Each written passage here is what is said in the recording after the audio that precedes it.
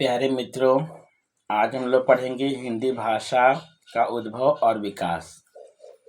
पिछली वीडियो में मैंने आपको, अगर आपने देखा हो प्लेलिस्ट तो देख लेंगे आप वहां जाकर, राजभाषा के रूप में हिंदी भाषा के लिए संवैधानिक प्रावधान टॉपिक पढ़ाया था, जो हिंदी भाषा साहित्य के अंतर्गत है। तो आज हमारा टॉपिक है हिंदी भाषा का उद्भव कैसे हुआ, विकास कैसे हुआ। तो जानेंगे पहले हम लोग कि हिंदी शब्द की व्युत्पत्ति या रचना। तो हिंदी शब्द मूलतः फारसी भाषा का शब्द माना जाता है। हिंदी शब्द की व्युत्पत्ति सिंधु शब्द से निम्न क्रमानुसार हुई मानी जाती है। तो हिंदी की उत्पत्ति किससे हुई है? तो सिंधु शब्द से। और हिंदी मूलतः जो है कैसी भाषा का शब्द है? तो फारसी भाषा का शब्द है। तो जानते हैं हम लोग कि सिंधु से किस प्रकार हिंदी क्रमानुसार बनी। तो पहले सिंधु शब्द आया हिंदी के लिए, फिर हिंदू आया, फिर हिंदू, फिर हिंद, फिर हिंदी। तो क्रम भी परीक्षा में पूछ सकते हैं लोग। तो सिंधु, हिंदू, हिंदू, हिंद और हिंदी। प्रारंभ में इस हिंदी शब्द के निम्न दो अर्थ ग्रहण किए गए हैं। पहला है हिंदी देश की भाषा और हिंद देश के लोग। हिंदी भाषा का उद्भव। हिंदी भाषा मूलतः संस्कृत से निकली हुई भाषा है। माना जाता है कि हिंदी भाषा की जो जननी है वो संस्कृत है। संस्कृत भाषा हिंदी की जननी भाषा है। संस्कृत से हिंदी का विकास निम्न क्रमानुसार हुआ। तो संस्कृत से कैसे हिंदी का विकास हुआ ये हम लोग जानेंगे। तो सबसे पहले जानेंगे वैदिक संस्कृत भाषा काल कब से कब तक रही। तो 1500 ईसा पूर्व से लेकर 1000 ईसा पूर्व तक जो है वैदिक संस्कृत भाषा का काल रहा। उसके बाद आई लौकिक संस्कृत। लौकिक संस्कृत भाषा का काल कब तक रहा? 1000 ईसा पूर्व से लेकर 500 ईसा पूर्व तक। उसके बाद आया प्रथम प्राकृत काल अर्थात पाली भाषा का काल, क्योंकि पाली जो भाषा है वो प्रथम प्राकृत भाषा है। इसका समय काल रहा आपका 500 ईसा पूर्व से 0 ईसा ईस्वी तक। और द्वितीय प्राकृत काल अर्थात पाली के बाद प्राकृत भाषा का काल बताया गया है, क्योंकि प्राकृत जो है द्वितीय प्राकृत है। इसका समय है 0 ईस्वी से 500 ईस्वी तक। वहीं अपभ्रंश भाषा काल की बात करें हम लोग तो 500 ईस्वी से 1000 ईस्वी तक है। और आधुनिक आर्य भाषा जिसे खड़ी हिंदी बोली भी कहते हैं, इसका काल है 1000 ईस्वी से अब तक। तो ये क्वेश्चन बहुत इंपॉर्टेंट है आपका कि हिंदी अर्थात खड़ी बोली हिंदी जो है इसका काल कब से कब तक है, कब से माना गया है? तो 1000 ईस्वी से अब तक। तो फिर रिपीट कर देते हैं। तो वैदिक संस्कृत, लौकिक संस्कृत, फिर पाली, फिर प्राकृत, फिर अपभ्रंश। तो पाली को पहली प्राकृत माना गया है, प्राकृत तो है ही दूसरी प्राकृत, और अपभ्रंश जो है तीसरी प्राकृत है। ठीक है ना? पाली, प्राकृत और अपभ्रंश ये तीनों प्राकृत भाषाएं हैं। इनको आप याद रखेंगे और क्रम भी याद रखेंगे। वैदिक संस्कृत, लौकिक संस्कृत, पाली, प्राकृत और अपभ्रंश। उसके बाद जो है हिंदी का विकास हुआ। ठीक है? अपभ्रंश के बाद ही हिंदी का विकास हुआ है। परंतु जो है जननी जो है संस्कृत मानी गई हिंदी की, लेकिन हिंदी का विकास जो है मुख्यतः अपभ्रंश भाषा से ही हुआ है। देखिए लिखा भी हुआ है कि जब अपभ्रंश भाषा से खड़ी बोली हिंदी का विकास हुआ। आपने यहाँ पर पढ़ा, देखिए 5वां जो पॉइंट था अपभ्रंश भाषा, उसके बाद खड़ी बोली हिंदी आई। वही बात मैं बता रहा हूँ आपको। तो जब अपभ्रंश भाषा से खड़ी बोली हिंदी का विकास हुआ तो प्रारंभ में अपभ्रंश और खड़ी बोली हिंदी का सम्मिलित प्रयोग भी किया जाता था। तो शुरुआती में जब अपभ्रंश से हिंदी का विकास हुआ, खड़ी बोली हिंदी का, तो दोनों को मिलाकर जो है सम्मिलित प्रयोग किया जाता था, जिसे अवहट भाषा भी कहा जाता है। बहुत इंपॉर्टेंट है ये। तो अपभ्रंश के बाद अवहट भाषा आई और अवहट के बाद खड़ी हिंदी बोली का विकास हुआ। इस प्रकार हिंदी भाषा का उद्भव निम्न क्रमानुसार हुआ माना जाता है। तो पहले है संस्कृत, और संस्कृत में भी दो संस्कृत है आपका, वैदिक और लौकिक। उसके बाद है पाली, उसके बाद प्राकृत, फिर अपभ्रंश, फिर अवहट और खड़ी बोली हिंदी। तो ये क्रम आप याद रखेंगे, ठीक है ना। अवहट जो है खड़ी बोली और अपभ्रंश के बीच की कड़ी है, ऐसा करना है आपको। अवहट के बारे में बहुत ज़्यादा क्वेश्चन आता है। डॉक्टर धीरेन्द्र वर्मा ने आधुनिक आर्य भाषा काल 1000 ईस्वी से अब तक को पुनः 3 भागों में विभाजित किया है। तो एक विद्वान हैं भाषा से संबंधित डॉक्टर धीरेन्द्र वर्मा, उन्होंने आधुनिक आर्य भाषा को अर्थात खड़ी बोली हिंदी को, जो 1000 ईस्वी से अब तक चली आ रही है, उसे उन्होंने पुनः 3 भागों में क्या किया, बांटा है। और वो कौन कौन से भाग हैं? तो पहला है प्राचीन काल, जो 1000 ईस्वी से 1500 ईस्वी तक चली। प्राचीन काल 1000 ईस्वी से 1500 ईस्वी तक चली। दूसरा है आपका मध्यकाल, जो 1500 से लेकर 1800 ईस्वी तक चली। वहीं आधुनिक काल की बात करें तो 1800 से लेकर अब तक।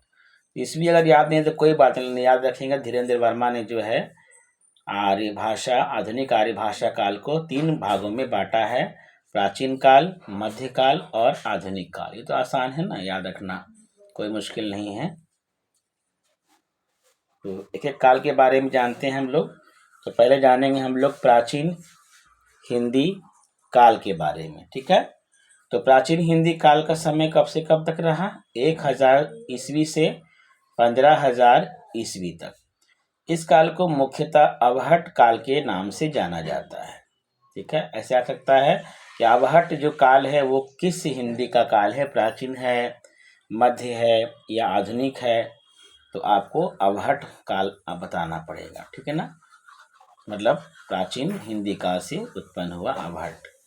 इस काल को मुख्यतः अवहट काल के नाम से पुकारा जाता है, अर्थात प्रारंभ में अपभ्रंश एवं हिंदी दोनों का सम्मिलित प्रयोग देखने को मिलता है, जिसे ही अवहट भाषा कहा गया है, ठीक है। तो हिंदी के बिगड़े हुए रूप को ही अवहट कहते हैं, ठीक है, बिगड़ा हुआ रूप जिसमें हिंदी और अपभ्रंश दोनों का मेल देखा गया और उसी भाषा का नाम अवहट रखा गया। अब्दुल रहमान, विद्यापति, ज्योतिश्वर ठाकुर, दामोदर पंडित ने स्वरचित निम्नांकित ग्रंथों में प्रयुक्त भाषा को अवहट भाषा कहकर पुकारा है। जितना भी नाम आप विद्वान का पढ़ रहे हैं, लेखकों का, ये सब अवहट भाषा में रचना करते थे और इन्होंने जो है अपनी रचनाओं में जिन ग्रंथों में जो है प्रयुक्त भाषा का प्रयोग किया उसको अवहट भाषा कहकर पुकारा है। तो पहले है अब्दुल रहमान, इनकी रचना है संदेश रासक। विद्यापति, जिनकी रचना है कीर्तिलता और कीर्ति पताका। वहीं है ज्योतिश्वर ठाकुर, जिनकी रचना है वर्ण रत्नाकर। और चौथे हैं दामोदर पंडित, जिनकी रचना है उक्ति व्यक्ति प्रकरण। इन्होंने जो है अपने ग्रंथों में प्रयुक्त भाषा को क्या कहा है? अवहट भाषा, क्योंकि इन्होंने अवहट भाषा का प्रयोग किया है, ये ध्यान रखेंगे आप। अब्दुल रहमान संदेश रासक, विद्यापति कीर्तिलता और कीर्ति पताका, ज्योतिश्वर ठाकुर वर्ण रत्नाकर, दामोदर पंडित उक्ति व्यक्ति व्याकरण प्रकरण। अवहट भाषा को ही परवर्ती अपभ्रंश और प्राचीन हिंदी तथा प्रारंभिक हिंदी कहा जाता है। अवहट भाषा के अनेकों नाम हैं। पहला है परवर्ती, ठीक है ना। परवर्ती मतलब क्या होता है? आगे आने वाला, ठीक है। पर मतलब आने, पूर्व मतलब पहले। तो परवर्ती अपभ्रंश मतलब अपभ्रंश के बाद जो एक और भाषा आई अवहट, अर्थात अवहट भाषा को ही परवर्ती अपभ्रंश कहा जाता है। प्राचीन हिंदी भी कहा जाता है क्योंकि अपभ्रंश के बाद अवहट आई, फिर अवहट के बाद खड़ी बोली हिंदी आई। और प्रारंभिक हिंदी भी अवहट को कहा जाता है, क्योंकि प्रारंभिक हिंदी इसलिए कहा जाता है, खड़ी बोली हिंदी का जो जन्म है वो अवहट भाषा से ही माना गया। आचार्य रामचंद्र शुक्ल ने इसे प्राकृताभाष कहकर पुकारा है। तो अवहट भाषा को शुक्ल जी ने क्या कहा है? प्राकृताभाष। बहुत इंपॉर्टेंट क्वेश्चन है ये, कई बार परीक्षाओं में आ चुका है। अपभ्रंश से और अवहट से प्रभावित प्राचीन हिंदी को ही हिंदी का आदि काल या शिशु काल कहा जाता है। तो जो प्राचीन हिंदी किससे प्रभावित है? अपभ्रंश से और अवहट से, ठीक है, उसे हिंदी का आदि काल या शिशु काल कहा जाता है। चंद्र शर्मा गुलेरी ने अवहट को क्या कहा है? पुरानी हिंदी कहा है। ठीक है, चंद्र शर्मा गुलेरी कथन बहुत इंपॉर्टेंट है। इन्होंने अवहट को क्या कहा है? पुरानी हिंदी कहा है। वहीं विद्यापति ने इसे देसीय बनिया कहा है, देसील बनिया, सॉरी। तो अवहट ने अपनी पंक्तियों में इसको क्या कहा है? देसील बनिया। किसे? अवहट को। प्राचीन काल में अन्य भाषाओं का प्रयोग। प्राचीन काल में अवहट के अलावा और कौन कौन सी भाषाओं का प्रयोग हो रहा था, उसकी बात हम लोग करेंगे। तो इस प्राचीन काल में अर्थात 1000 ईस्वी से लेकर आपका 1500 ईस्वी की बात हम लोग कर रहे हैं, ठीक है ना। तो इसमें अवहट के अलावा और भी अन्य भाषाओं का प्रयोग देखने को मिलता है, जैसे ब्रज भाषा, अवधी भाषा और खड़ी बोली। तो ये तीनों भाषाएं प्राचीन काल की भाषा मानी गई हैं। ब्रज भाषा है ना, जो पश्चिमी क्षेत्र की भाषा, मुख्य भाषा है, और अवधी जो है पूर्वी क्षेत्र की भाषा है। खड़ी बोली भी आपकी जो है पश्चिमी क्षेत्र की भाषा मानी जाती है। आगे पढ़ेंगे हम लोग इसी में। सुधीर अग्रवाल द्वारा रचित प्रद्युम्न चरित में ब्रज भाषा का सुंदर प्रयोग हुआ है और इसे ब्रज भाषा का प्राचीनतम ग्रंथ भी कहा गया है। तो सुधीर अग्रवाल ने रचना लिखी थी प्रद्युम्न चरित 1354 में, जिसे ब्रज भाषा का प्राचीनतम ग्रंथ कहा गया है, क्योंकि इसमें ब्रज भाषा का प्रयोग हुआ है प्राचीन काल में। वहीं मुल्ला दाऊद की बात करते हैं तो उन्होंने रचना लिखी है चंदायन, ठीक है ना, चांदयान कर दिया है, गलत है, चंदायन होगा यहाँ। और इन्होंने अवधी भाषा का सुंदर प्रयोग किया गया है, और चंदायन जो 1379 में लिखा गया, ये अवधी का जो है प्राचीनतम ग्रंथ है। ये ध्यान रखेंगे आप, ये अवधी का प्राचीनतम ग्रंथ है मुल्ला दाऊद का, ठीक है। मुल्ला दाऊद के बाद फिर पद्मावत आया, फिर रामचरितमानस, इस तरह से आपका अवधी भाषा में रचनाएं लिखी गई। गोरखनाथ, अमीर खुसरो, जयदेव, नामदेव, रामानंद आदि ने खड़ी बोली का सुंदर प्रयोग किया है। तो गोरखनाथ का नाम आपने सुना होगा, जिन्होंने नाथ पंथ चलाया है, और अमीर खुसरो जो आदिकाल के प्रमुख कवि हैं, और जयदेव, नामदेव, रामानंद, इन सभी ने खड़ी बोली का प्रयोग किया है। तो हम लोगों ने जो है आपकी प्राचीन भाषा की बात हमने कर ली, ठीक है ना। और अब हम लोग बात करेंगे मध्यकाल भाषा की। इसका काल कब से कब तक रहा? तो प्राचीन हिंदी काल का समय था 1000 ईस्वी से 1500 ईस्वी, और वहीं से शुरू होता है मध्यकाल हिंदी, मतलब हिंदी का मध्यकाल। तो मध्यकाल का समय है 1500 ईस्वी से 1800 ईस्वी तक। इस काल में भाषा के 3 रूप निखरकर सामने आए। पहली है ब्रज भाषा, दूसरी अवधी, और तीसरी है खड़ी बोली। तो हमने ऊपर बात किया था अभी तुरंत कि प्राचीन काल में भी अवधी और खड़ी और ब्रज का प्रयोग देखा गया है, लेकिन आपका मध्यकाल में इन तीनों भाषाओं की जो चरम सीमा है वो देखी गई है। परंतु यहाँ ध्यान रखेंगे कि ज़्यादातर प्रयोग यहाँ प्राचीन हिंदी काल में जो है अपभ्रंश का जो है ज़्यादा प्रयोग हुआ है, ये ध्यान रखेंगे, अवहट का, ठीक है ना, भूलेंगे नहीं आप। मध्यकाल में ब्रज भाषा का प्रयोग हुआ, अवधी का और खड़ी बोली का। ब्रज भाषा प्रारंभ में अष्टछाप कृष्ण भक्त कवियों के द्वारा इस भाषा को विकसित किया गया। आगे चलकर रीति काल में केशव दास, मतीराम, बिहारी देव, पद्माकर, भिखारी दास द्वारा इस भाषा में काव्य लिखा गया। तो अष्टछाप जो कृष्ण कवि थे, 8 कवि, वल्लभाचार्य के और विठलनाथ के जो शिष्य थे, उन्होंने ब्रज भाषा का प्रयोग किया है और इसको विकसित किया। और आगे जाकर यही जो ब्रज भाषा है रीतिकाल में जाकर केशवदास, मतीराम, बिहारी, देव पद्माकर और भिखारी दास की काव्य भाषा बनी। अवधी भाषा की बात करते हैं तो इस भाषा के विकास में प्रेम मार्गी अर्थात सूफी काव्य धारा के कवियों एवं गोस्वामी तुलसीदास का महत्वपूर्ण योगदान माना जाता है। तो इस भाषा का विकास किन्होंने किया? तो सूफी काव्य धारा के कवियों ने किया, जिनको प्रेम मार्गी कवि भी कहते हैं या प्रेम मार्गी काव्य धारा भी कहते हैं, क्योंकि प्रेम से संबंधित कविताएं लिखी गई थी मुस्लिम कवियों के द्वारा। और इसमें गोस्वामी तुलसीदास का भी नाम आता है, बहुत महत्वपूर्ण है। आइए जानते हैं हम लोग अवधी भाषा में रचित रचनाएं और उनके कवि।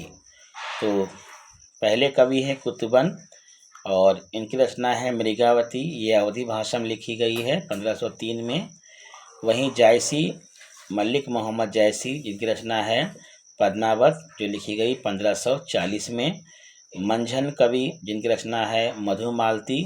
आलम कवि, जिनकी रचना है माधव नल कामल कंदला। उस्मान, जिनकी रचना है चित्रावली। नूर मोहम्मद, जिनकी रचना है इंद्रावती। कासिम शाह, जिनकी रचना है हंस जवाहिर। शेख निसार, जिनकी रचना है यूसुफ जुलेखा। और 8वें के बाद 9वें नंबर में अली शाह, जिनकी रचना है प्रेम चिंगारी। और अंत में आते हैं तुलसीदास, जिनकी रचना है रामचरितमानस 1574। तो ये जो रचनाएँ आप देख रहे हैं ये अवधी भाषा की रचनाएँ हैं। मृगावती, पद्मावत, मधुमालती, माधव नल कामल कंदला, चित्रावली, नींद्रावती, हंस जवाहिर, यूसुफ जुलेखा, प्रेम चिंगारी और रामचरितमानस। ठीक है, तो अवधी भाषा की एक रचनाएँ हैं। लेकिन कुतुबन से पहले भी जो एक रचना अवधी भाषा में हो चुकी है, जिसका जिक्र मैंने ऊपर किया था, आपको ये देख लीजिए आप। 1379 में मुल्ला दाऊद के द्वारा चंदायन जो लिखी गई थी, इसमें अवधी भाषा का प्रथम प्रयोग किया गया था। ये ध्यान रखेंगे आप, ठीक है ना, क्योंकि अवधी भाषा का प्राचीनतम ग्रंथ माना गया है मुल्ला दाऊद 1379। उसके बाद आपका जो है कुतुबन की बारी आती है, कुतुबन मृगावती, ठीक है ना। ऐसे शुक्ल जी ने जो है कुतुबन मृगावती को जो है अवधी भाषा का प्रथम काव्य माना है, ये ध्यान रखेंगे आप। और जायसी की पद्मावत को जो है अवधी भाषा का महाकाव्य माना है, ठीक है, आपके शुक्ल जी ने। बहुत इम्पोर्टेंट है सब, आप इसको याद भी रखेंगे तो कोई नुकसान नहीं होगा आपको। चलिए आगे बढ़ते हैं हम लोग। तीसरी भाषा आपकी आती है खड़ी बोली, ठीक है। ये आपकी मध्यकाल की भाषा है, ठीक है ना। खड़ी बोली पहली थी ब्रज, दूसरी अवधी और तीसरी है खड़ी बोली मध्यकाल की, ध्यान रखेंगे आप। तो खड़ी बोली में किन्होंने रचनाएं की हैं? पहले हैं कबीर, नानक, दादू दयाल पूरा नाम है उनका, मल्लुकदास, रज्जब जो दादू दयाल के शिष्य थे, जिन्होंने दादू दयाल की रचनाओं को अनुवादित किया। गंग कवि, रहीम, आलम, जटमल, प्राणनाथ आदि संतों द्वारा, ये संत कवि हैं जितने भी नाम मैंने लिए हैं, ने इस भाषा को विकसित किया। किस भाषा को? खड़ी बोली को। कबीर ने, नानक ने, दादू ने, मल्लुकदास ने, रज्जब ने, गंग ने, रहीम ने और आलम और जटमल ने और प्राणनाथ ने। लेकिन ध्यान देंगे आप, इन खड़ी बोलियों में भी मिश्रित खड़ी बोली रही। जैसे कबीर की हम लोग भाषा की बात करते हैं तो पंजाबी, राजस्थानी और खड़ी बोली तीनों का मेल मिलता, तो ये ध्यान रखेंगे आप। ये तो हिंदी साहित्य की बातें हो गई, लेकिन हम लोग हिंदी भाषा की बात कर रहे हैं। तो पहले कवि हैं गंग कवि, जिनका पहला रचना माना गया है खड़ी बोली का, जो बहुत प्रमुख है, पूछा जाता है तो सबसे पहली रचना खड़ी बोली की कौन है? तो चंद छंद वर्णन की महिमा, तो ये गंग कवि के द्वारा लिखी गई है, ठीक है। वहीं मदनाष्टक रहीम के द्वारा, सुदामा चरित आलम के द्वारा, गोरा बादल की कथा जटमल के द्वारा, कुल जम स्वरूप प्राणनाथ के द्वारा और भाषा योग वशिष्ठ राम प्रसाद निरंजनी, इनका इम्पोर्टेंट है राम प्रसाद निरंजनी का भाषा योग वशिष्ठ। ये खड़ी बोली का जो है उत्कृष्टम उदाहरण माना गया है, ठीक है, पूछा गया परीक्षा में कई बार। तो खड़ी बोली के कवि और उनकी रचनाएं हैं, ये देख लेंगे आप। तो हमने जो है प्राचीन काल की बात की और मध्यकाल की बात की। अब बात करते हैं हम लोग भाषा के आधुनिक काल की, जो 1800 ईस्वी से अब तक चली आ रही है। इस काल में खड़ी बोली का अधिक विकास हुआ, ठीक है ना। ऐसे खड़ी बोली का विकास हुआ आपका मध्यकाल में शुरू हो गया था, लेकिन जैसे ब्रज भाषा का और अवधी भाषा का जो विकास है वो मध्यकाल में ज़्यादा हुआ, परंतु उसका प्रयोग आपको प्राचीन काल में भी देखा गया। उसी प्रकार आपका खड़ी बोली का प्रयोग तो मध्यकाल में भी हुआ, परंतु इसका विकसित मतलब चरम सीमा का जो रूप है वो कब देखा गया? आधुनिक काल में खड़ी बोली का। और खड़ी बोली अर्थात आधुनिक काल को अनेक कालों में उप विभाजित किया गया है। तो पहला काल है भारतेंदु पूर्व युग काल, तो मतलब भारतेंदु युग से पहले का काल जो है, जो आधुनिक काल का पहला भाग है, विभाजित काल है, जो 1800 से लेकर 1850 तक चला, ठीक है।